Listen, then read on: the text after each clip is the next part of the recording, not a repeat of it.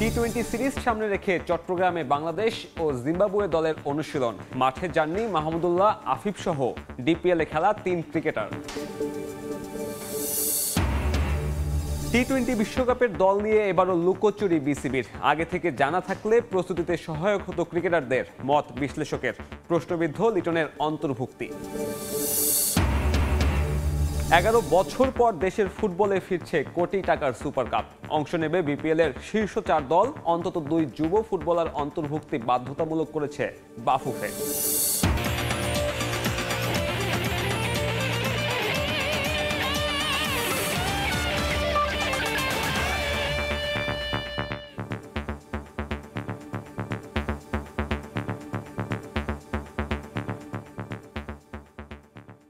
Injury সংখ্যা কাটিয়ে বাংলাদেশ দলের অনুশীলনে ফিরেছেন লিটন কুমার দাস। তবে টাইগার ওপেনারের ফিটনেস আর পারফরমেন্স বড় মাথা ব্যথার কারণ টিম ম্যানেজমেন্টের। এদিকে বুধবারের টিম প্র্যাকটিসে অনুপস্থিত ছিলেন মাহমুদুল্লাহ রিয়াদ, আফিফ হোসেন আর তানজিম সাকিব।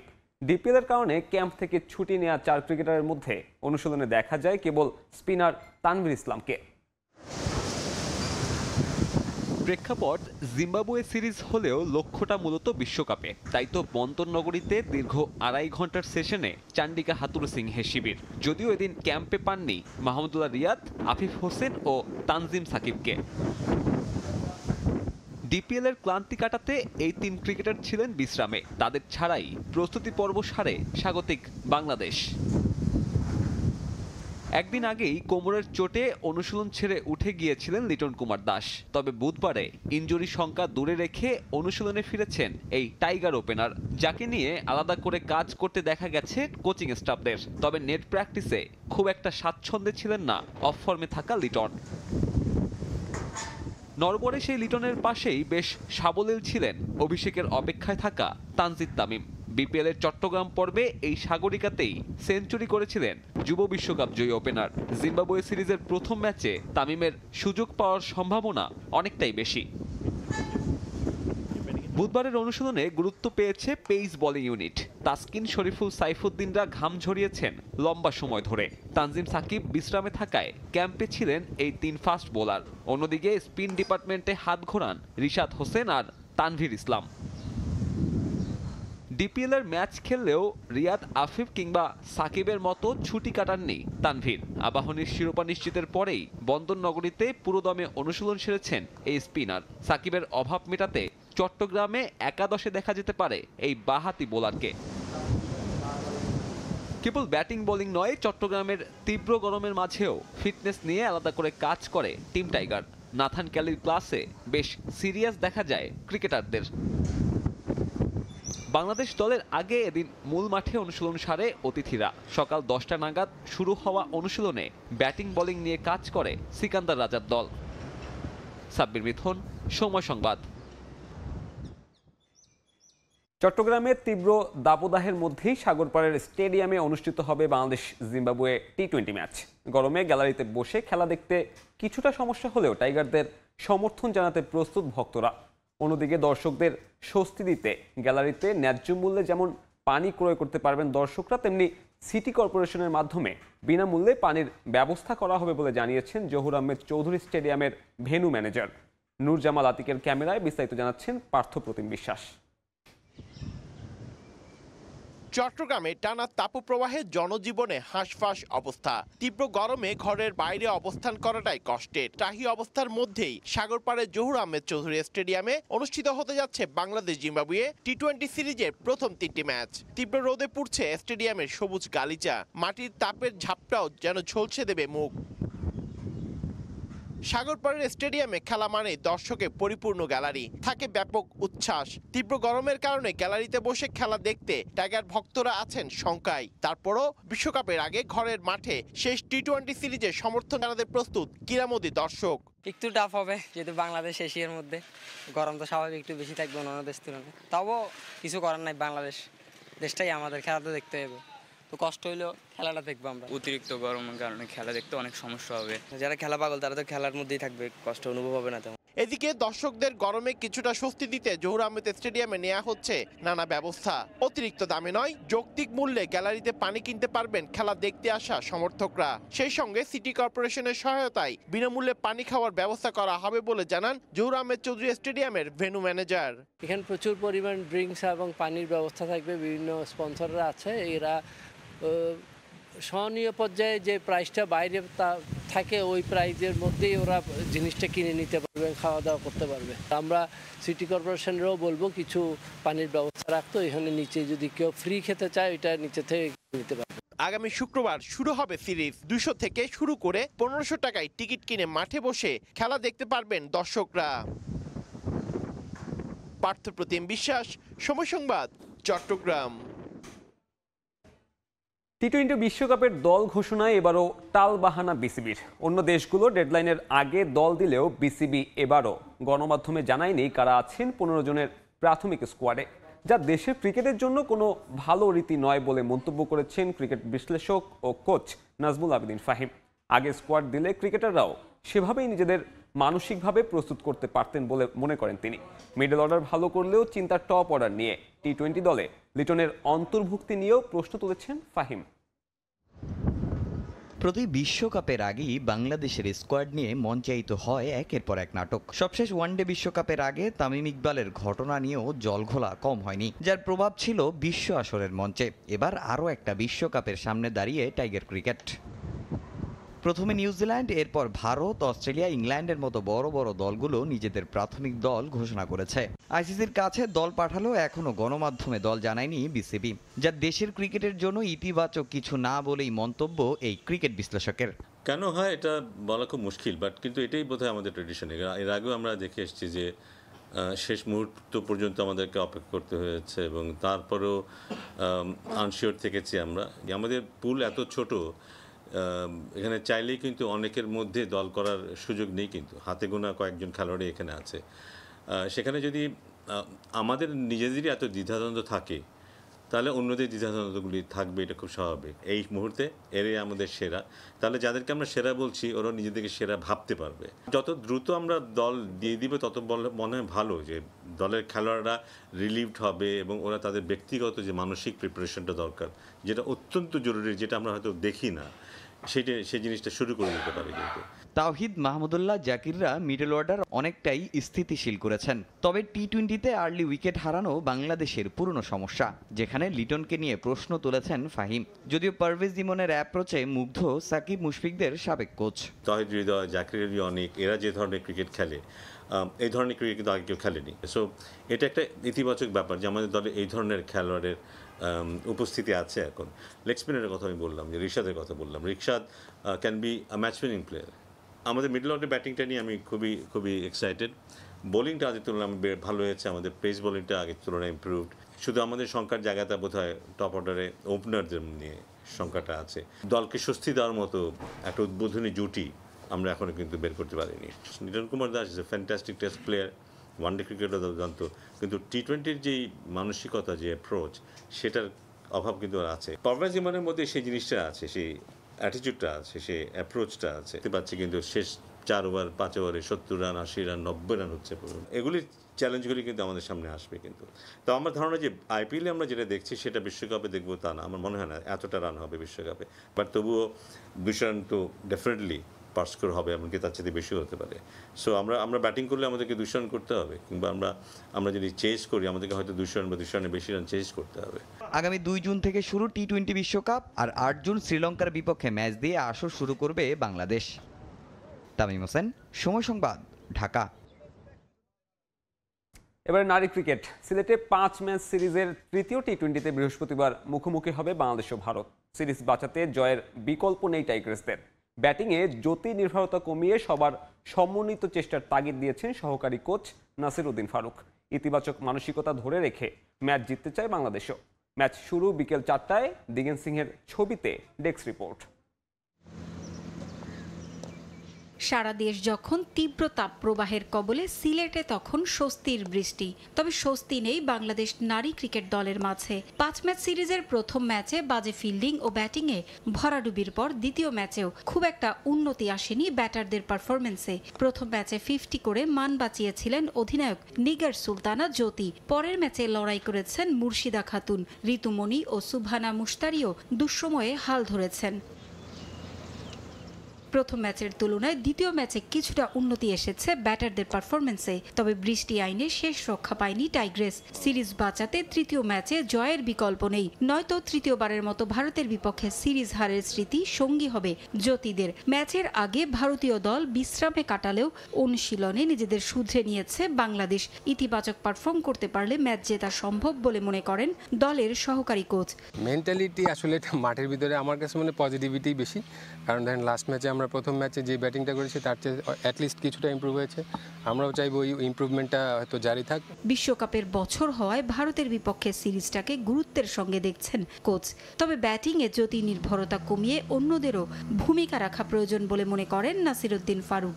এক্সেপ্ট অস্ট্রেলিয়া ছাড়া বা ইংল্যান্ড ছাড়া বাদবাকি সবগুলো টিম দেখবেন একজন বা দুজনের উপরে নির্ভর করে। তো হ্যাঁ, we are lucky that we have a batters like জ্যোতি।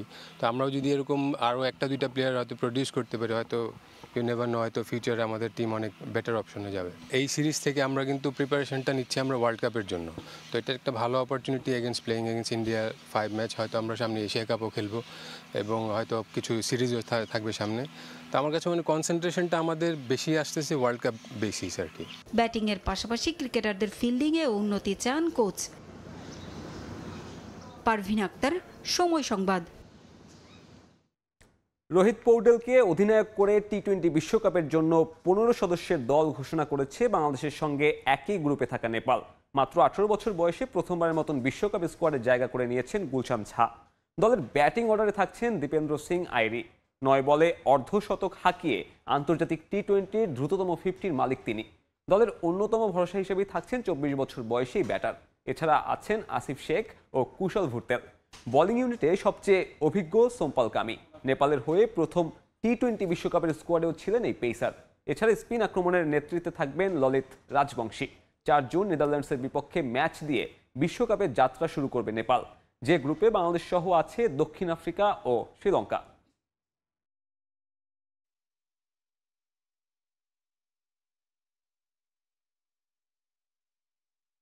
এবার দেশের ফুটবল প্রসঙ্গ। ফুটবলার তৈরির লক্ষ্য নিয়ে আসছে মৌসুমে অনূর্ধ্ব 16 এবং 18 পর্যায়ের 2 জন খেলোয়াড় রেজিস্ট্রেশন বাধ্যতামূলক করেছে বাফুফে, যার মধ্য থেকে একজনকে অবশ্যই খেলাতে হবে সেরা একাদশে। একই সঙ্গে 23 জনের স্কোয়াডে একজন বিদেশি ফুটবলার বেশি রাখার সিদ্ধান্ত নিয়েছে লীগ কমিটি, যার ফলে ক্লাবগুলোতে সুযোগ কমবে দেশি ফুটবলার খেলানোর।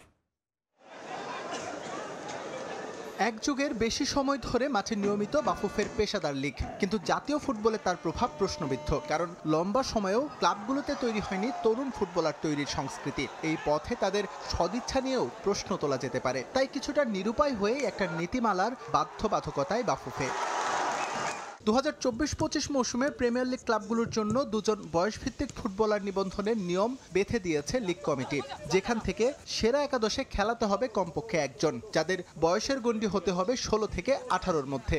এর আগে 90-এর দশকে এমন নিয়ম করেছিল বাফুফে। 23 জনের স্কোয়াড থাকে, চূড়ান্ত স্কোয়াড। সেখানে 16 থেকে 18 বয়সে 2 জন প্লেয়ার অবশ্যই থাকতে হবে এবং প্রতিটা টিমের মূল একাদশে অনূর্ধ্ব 16 থেকে 18 বছর একজন প্লেয়ারকে অবশ্যই খেলাতে হবে। সাধুবাদ পাওয়ার মতো একটা সিদ্ধান্ত নিলেও সমালোচনার সুযোগ আছে লীগ কমিটির বিদেশি ফুটবলার নীতি নিয়ে। আসছে মৌসুমে 23 জনের স্কোয়াডে এই সংখ্যা বেড়ে দাঁড়াচ্ছে 5। সেরা একাদশে খেলানো যাবে 4 জন, যার ফলে কমবে দেশি ফুটবলারের ম্যাচ পাওয়ার সম্ভাবনা। আমরা 6 জনের রেজিস্ট্রেশন সীমাবদ্ধ রেখেছি, যার মধ্যে একজনকে অবশ্যই এশিয়ান হতে হবে। তবে এশিয়ান স্কোয়াডে থাকতে হবে এমন কোনো বাধ্যবাধকতা আমরা রাখছি না এএফসির না। এএফসিতে কিন্তু এখন এশিয়ান কোনো বাধ্যবাধকতা নেই।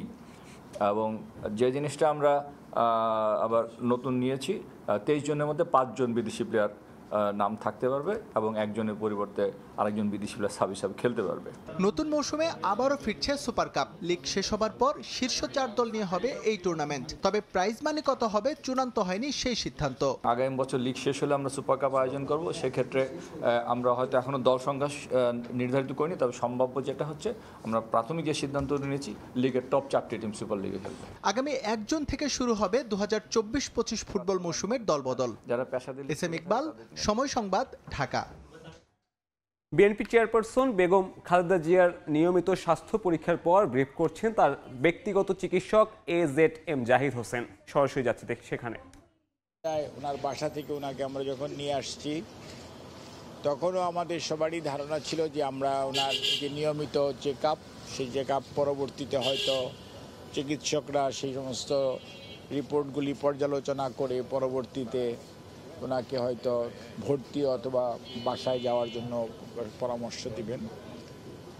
কিন্তু চিকিৎসকরা উনি আসার পর ওনার বেশ কিছু পরীক্ষা নিরীক্ষা ইতিমধ্যেই হয়েছে, আর কিছু পরীক্ষা বাকি আছে, সেগুলো হবে।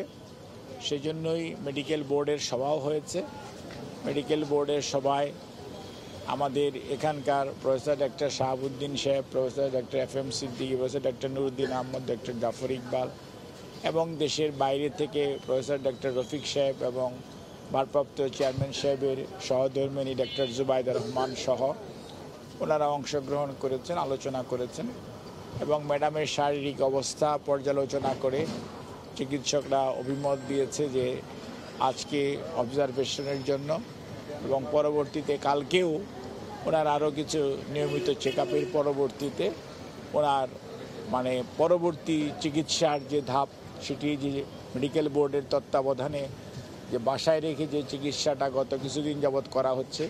কারণ আমরা আগেই আপনাদেরকে বলেছি যে টিপস হচ্ছে একটি ব্রিজিং প্রসেস, অর্থাৎ লিভার ট্রান্সপ্লান্টেশন অথবা আর্টিফিশিয়াল লিভার রিপ্লেসমেন্টের সুযোগটা সৃষ্টি করার আগ পর্যন্ত একটা পেশেন্টকে সংকটকালীন সময় উতরানোর জন্য যে চিকিৎসা সেটি হচ্ছে টিপস।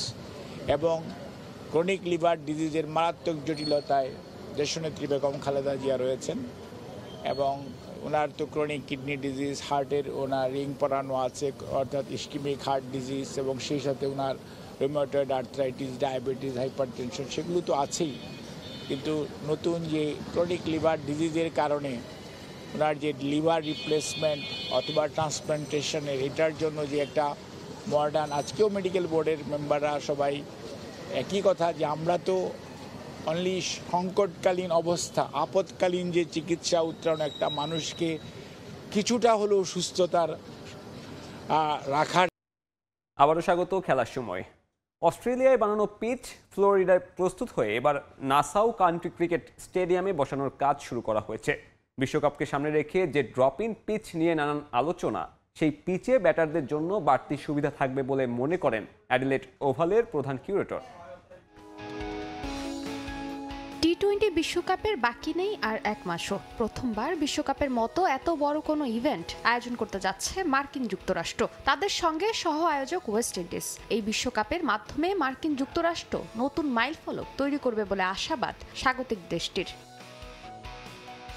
তবে দেশটিতে এর আগে কোনো আইসিসি ইভেন্ট না হওয়াতে স্টেডিয়াম এবং পিচ প্রস্তুত ছিল না আগে থেকে। তাই বিশ্বকাপের জন্য অস্ট্রেলিয়া থেকে পিচ আনার ব্যবস্থা করে যুক্তরাষ্ট্র। কয়েক হাজার কিলোমিটার পথ পাড়ি দিয়ে এই পিচ এখন নিউ ইয়র্কে। বিশ্বকাপকে সামনে রেখে নাসাউ কাউন্টি ক্রিকেট স্টেডিয়ামের প্রস্তুতের কাজ এগিয়েছে অনেক দূর। 3 জুন শ্রীলঙ্কা ও দক্ষিণ আফ্রিকার মধ্যকার ম্যাচটি এই স্টেডিয়ামের প্রথম ম্যাচ। বিশ্বকাপ সামনে রেখে 10টি পিচ নিউ ইয়র্কে এসেছে। গেল বছরের শেষ থেকে অ্যাডলেড ওভাল টার্ফ সলিউশন দ্বারা ফ্লোরিডায় প্রস্তুত করা পিচগুলোর ইনস্টলেশনের কাজ এরই মধ্যে শুরু হয়েছে। 10টির মধ্যে 4টি পিচ নাসাউ কাউন্টি আন্তর্জাতিক ক্রিকেট স্টেডিয়ামের মাঝখানে অ্যাডলেড ওভালের প্রধান কিউরেটর তত্ত্বাবধানে প্রস্তুত করা হবে। বাকি 6টি পিচ পাশে অনুশীলনের জন্য বসানো হবে। পিচগুলো 20টির মতো সেমি ট্রেলার ট্রাক ব্যবহার করে ফ্লোরিডা থেকে নিউ ইয়র্কে আনা হয়েছে। তাই এর মান নিয়ে খানিকটা চিন্তায় ছিল কর্তৃপক্ষ। তবে সে পিচগুলো ভালো অবস্থাতেই আছে বলে নিশ্চিত করেছেন অ্যাডলেড ওভালের প্রধান কিউরেটর। সবকিছু পরিকল্পনা মতো হচ্ছে। আমি দেখছি পিচ ভালো অবস্থায় রয়েছে। আমাদের পিচের জন্য যেমন মানদণ্ড চেয়েছিলাম সেই প্রত্যাশা ছাড়িয়ে গেছে। এই ভেন্যুতেই খেলবে স্বাগতিক মার্কিন যুক্তরাষ্ট্র, কানাডা, আয়ারল্যান্ড, দক্ষিণ আফ্রিকা, শ্রীলঙ্কা, নেদারল্যান্ডস এবং বাংলাদেশের ম্যাচ। তাই গুরুত্বপূর্ণ ম্যাচে পিচের কন্ডিশন ভালো থাকবে বলে মনে করেন অ্যাডলেট ওভালের প্রধান কিউরেটর। আমরা আশা করি আমরা একটা ভালো টি-20 পিচ পেয়েছি, যাতে ভালো গতি, ভালো বাউন্স এবং ভালো কিছু শট খেলা যাবে। ব্যাটাররা পুরো মাঠ জুড়ে শট খেলতে পারবে বলে আশা করছি। টি-20 বিশ্বকাপে অংশগ্রহণকারী 20 দলের 9টি দেশ এই মাঠে খেলবে, যার মধ্যে ভারত এবং পাকিস্তানের মধ্যকার হাই ভোল্টেজ ম্যাচটি নাসাউ কাউন্টি ইন্টারন্যাশনাল ক্রিকেট স্টেডিয়ামে অনুষ্ঠিত হবে। ফারজানা জাহান প্রিয়া, সময় সংবাদ। আবারও ফুটবল। ইংলিশ প্রিমিয়ার লিগের ক্লাব ম্যানচেস্টার ইউনাইটেডে খেলার সুযোগ পাচ্ছে বাংলাদেশি ফুটবলাররা। ইউনাইটেড উই প্লে নামক ক্যাম্পেইনে দেশের বিভিন্ন প্রান্তের প্রতিভাবান ফুটবলারদের অংশগ্রহণে অনুষ্ঠিত হলো ট্রায়াল। দুটি ক্যাটাগরিতে 500 ফুটবলারদের মধ্যে থেকে বাছাইকৃত ফুটবলাররা পাবেন ম্যান ইউনাইটেডে খেলার সুযোগ। মাথার উপর খরতাপ, গা বেয়ে দরদর করে ঝরছে ঘাম। তীব্র তাপপ্রবাহে যখন ঘরে বসে থাকাই মুশকিল, তখন লম্বা লাইনে দাঁড়িয়েও ঠোঁটের কোণে লেগে আছে এক চিলতে হাসি। এ যাত্রা তো স্বপ্ন পূরণের। এমন অপেক্ষা স্বপ্নের ক্লাব ম্যানচেস্টার ইউনাইটেডে খেলার সুযোগ করে নেয়ার। দেশের বিভিন্ন প্রান্ত থেকে প্রতিভাবান ফুটবলারদের ট্রায়ালের এক ক্যাম্পেইন শুরু করেছে বেসরকারি এক প্রতিষ্ঠান। ইউনাইটেড উই প্লে নামক স্লোগানে দেশের বিভিন্ন প্রান্ত থেকে 500 ফুটবলারের অংশগ্রহণে শুরু হয়েছে 2 দিন ব্যাপী এই ট্রায়াল কার্যক্রম। শেখ জামাল ধানমন্ডি ক্লাবের মাঠে প্রথম দিন 250-র বেশি ফুটবলার অংশ নেন এই ট্রায়ালে। কেউ মায়ের হাত ধরে, কেউ আবার বাবার হাত ধরে এসেছেন এই ট্রায়ালে। বিশ্বসেরা ফুটবলারদের সঙ্গে দেখা করা কিংবা ম্যানচেস্টার ইউনাইটেডের একাডেমিতে প্রশিক্ষণের সুযোগ লুফে নিতে মুখিয়ে খুদে ফুটবলাররা। আকাশ ছোঁয়ার স্বপ্ন নিয়ে এই কার্যক্রমে অংশগ্রহণ করেছেন বাফুফের ক্যাম্পে থাকা বয়সভিত্তিক দলের ফুটবলাররাও। রোনালদো যে ম্যানচেস্টার ইউনাইটেডে প্রথম খেলেছে, তাই ম্যানচেস্টার ইউনাইটেডে আসলাম। আমি এক্সপিরিয়েন্সটা করতে চাচ্ছি। সামনে হচ্ছে পর্তুগালে একটা ম্যাচ আছে, ওটা ইউনাইটেড ওয়ার্ল্ড ম্যাচ একটা, সো ওইটাতে আমার এটা অনেক কাজে আসবে। স্যার বলছে যে তোমাদের খেলা আমাদের খুব ভালো লাগছে, তো তোমরা এত ভালো পাসিং, এত ভালো ফুটবল খেলো, আমি এটা আশা করি নাই। আমরা এখান থেকে নতুন কিছু শিখতে পারছি, দেখতে পারছি, আরও হয়তো এরকম সুযোগ আসবে, ওইগুলো আমরা এখন থেকে বুঝতে পারবো। ভারত, নেপাল, থাইল্যান্ড সহ বেশ কয়েকটি দেশে চলছে ফুটবলার অন্বেষণ কার্যক্রম। বাংলাদেশ থেকে বাছাইকৃত 3 জনের জন্য সুযোগ থাকছে ভারতে ক্যাম্প করার। সেখান থেকে বাছাইয়ের মাধ্যমে ইংলিশ প্রিমিয়ার লিগের ক্লাব ম্যানচেস্টার ইউনাইটেডে যাওয়ার পাশাপাশি থাকছে চমৎকার সব সুযোগ সুবিধা। এখান থেকে 3 জন প্লেয়ারকে আমরা সিলেক্ট করব, বেস্ট 3 জন প্লেয়ারকে, এবং এদেরকে আমরা পরবর্তীতে ইন্ডিয়াতে নিয়ে যাব, ওখানে কোচিং হবে, তারপরে ওখানে ফাইনাল করা হবে, ওখান থেকেই ম্যানচেস্টার ইউনাইটেড নিয়ে যাওয়া হবে। ম্যানচেস্টার ইউনাইটেডের স্টেডিয়ামে বসে ম্যানচেস্টার ইউনাইটেডের সরাসরি খেলা দেখতে পারবে। ম্যানচেস্টার ইউনাইটেডের যে জায়গাগুলো আছে যেখানে জার্সি বিক্রি করে বা ওদের যে জিনিসগুলো আছে সেগুলোর একটা ট্যুর থাকবে। Just 1 day, but it is a very meaningful trip for them. Footballer অন্বেষণ কার্যক্রমে ট্রায়ালের দ্বিতীয় দিন অংশগ্রহণ করবেন বাকি 250 জন ফুটবলার। তাজিন খন্দকার, সময় সংবাদ, ঢাকা। আবারও স্বাগত খেলার সময়। বাংলাদেশ সেনাবাহিনী ভলিবল প্রতিযোগিতায় চ্যাম্পিয়ন হয়েছে 33 পদাতিক ডিভিশন দল, আর রানার্স আপ হয়েছে 24 পদাতিক ডিভিশন দল। কক্সবাজারের রামু সেনানিবাসে প্রতিযোগিতার ফাইনাল ম্যাচ ও পুরস্কার বিতরণী অনুষ্ঠিত হয়।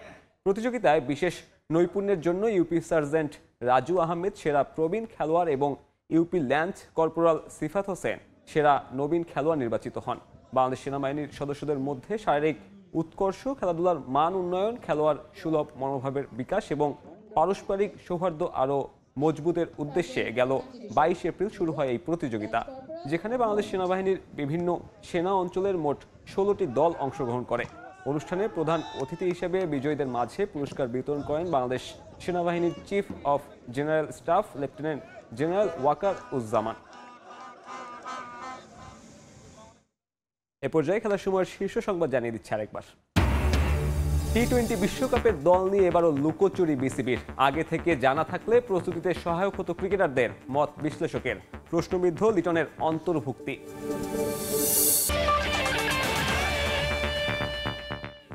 এই ছিল খেলার সময়ের এখনকার আয়োজন। এরপর প্রবাসের সময় থাকবেন ছোঁয়া খন্দকার। ধন্যবাদ মিথুন। প্রবাসের সময় নিয়ে ফিরছি কিছুক্ষণ পর, সঙ্গে থাকুন সময়ের।